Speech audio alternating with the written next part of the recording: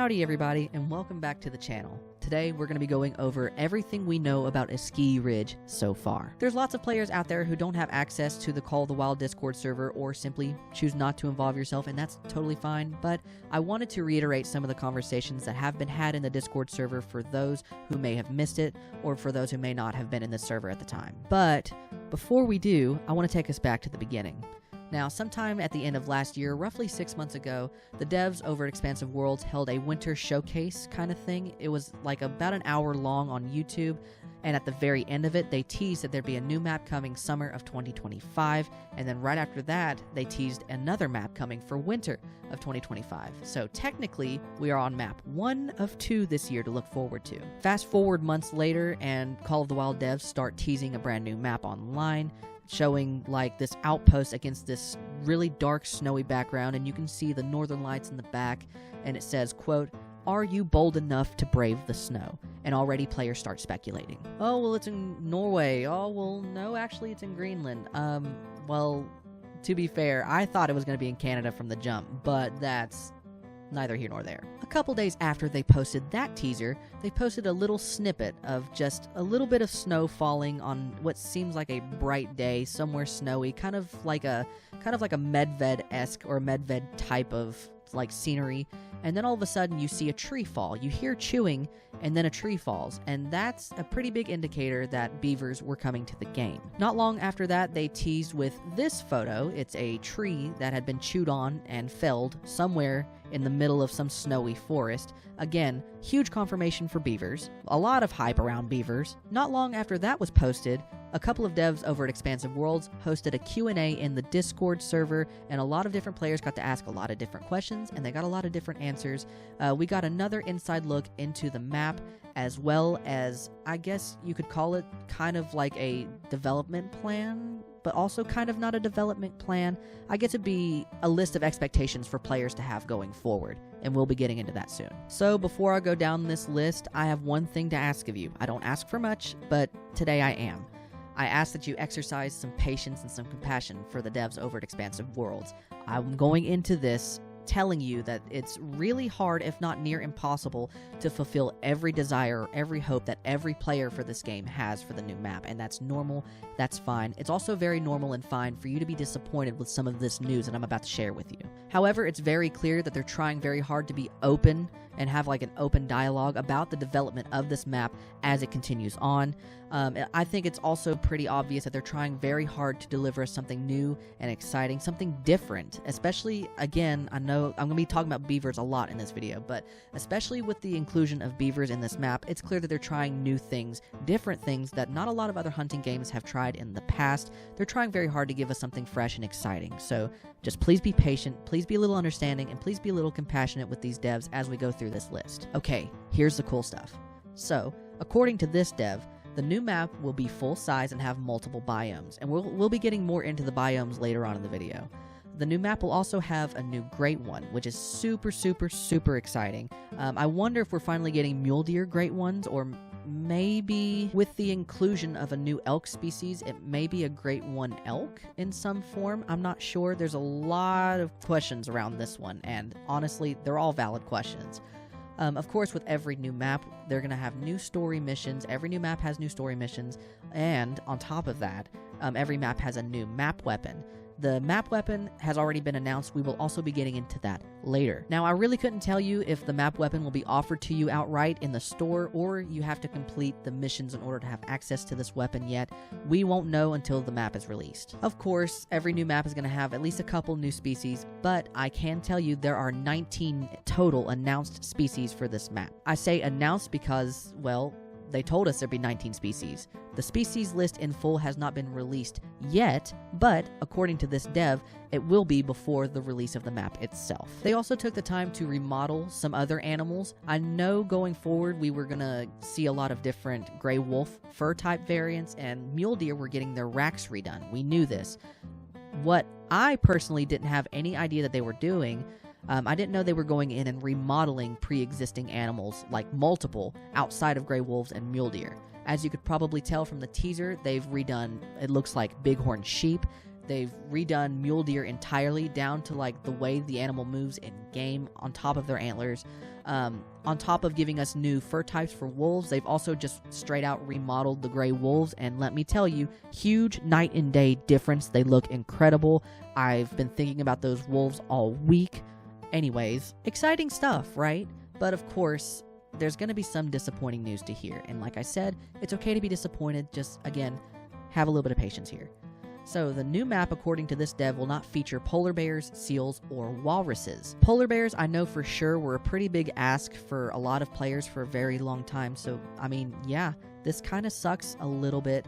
However, I'm not losing out on a whole lot. My favorite animal is gray wolves, and they're on, at this point, it's going to be 3 different maps now, and they got a remodel, and they're getting new fur types, so I can personally let go of polar bears. I understand if this might hurt a little bit worse for you. This dev says, quote, "We know this disappoints many people, but it's still early, and we don't want it to keep building hype just to let you all down," which makes total sense. Usually in the past with new developments or new maps, new changes, new updates, they're not usually as open or communicative as we would have liked them to be. So the fact that they're doing this now is, I think, admirable. I appreciate them being so open and honest with us about the development of Askey Ridge. The new map will also not have a new trophy lodge to go with it, but apparently the devs over at Expansive Worlds are aware that it's something that a lot of us have been asking for a very long time, myself included. Another more disappointing aspect to this is that there will be no live streams, none whatsoever, short or long, no showcasing, no development streams, nothing. Quote, "We hope to be back in the future and have more devs, just not anytime soon." However, I think in place of the live streams, I think it's better just to have early access content for our big name creators like Flinter and Lady Legend, which, by the way, Lady, congrats. I know you're excited about Canada Map. I'm excited about it for you. I'm sure you're pumped. It's going to be great. Anyways, our big name content creators are still going to have early access to the map before all of us, so I'm sure we're still going to see the best parts of Askey Ridge before it even comes out anyways. Not to mention, there's still going to be lots of trailers, lots of behind the scenes stuff, lots of other social content, and of course, more opportunities to talk to the devs going forward. So we still have a lot more to look forward to, even if we're losing out on live streams. Speaking of news, there's going to be lots of more news in the coming weeks, and we're going to have more than one release trailer, it looks like. Well, I'm not going to say release trailer because the release trailer kind of already dropped, but we're going to have more than one trailer for Askey Ridge before the map drops in its entirety. Okay, so now we're moving on to the website article they posted about Askey Ridge. It includes a couple crucial little details that I feel, need to discuss. I'm going to start us off here in the top half of the article. It says, "If you're bold enough to brave the snow, the wildlife in the Alberta Preserve is plentiful. Here you can discover, track, and hunt 19 local species, both old and new, including the North American beaver, the Manitoban elk, the snow geese, the dusky grouse, the white-tailed deer, the gray wolf, and the wood bison." If you go over to the Steam page as well, wood duck are also confirmed for this map. It's in one of the pre-release or like the wish list photos on the map. If you've seen the trailer, you also know that there's some kind of bear species walking around. I don't know what species it is or if it's new, but there's going to be bear on this map. There's also mule deer. We have to include the mule deer. We saw mule deer in there. Featured in the trailer as well were moose. Moose are not mentioned. I think I'm missing 1, maybe 2 more species. But I mean, that's a huge chunk of species that have been revealed so far. Further down in the article, it discusses the map-specific weapon, and it discusses the missions.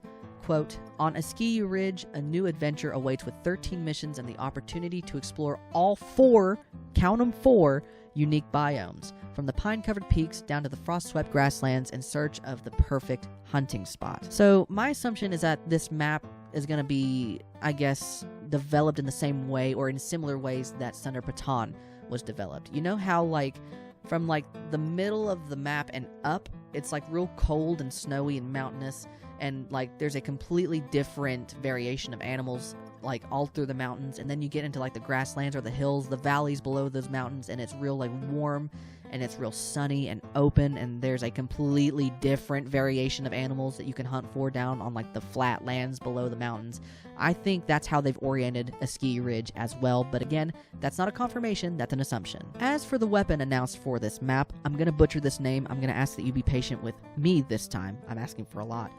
Along with this new preserve, you will also get the Le Perrier, or the Le Perrier Outrider 3030, a new lever-action rifle. This rifle has a side-loading and a side-ejecting design and is suited for small to medium game like the white-tailed deer or the gray wolf. It is compatible with a wide range of rifle scopes, making it a versatile and powerful choice for hunting any time of day or night. Now, there's a lot to consider about the description here for the LePerrier, whichever.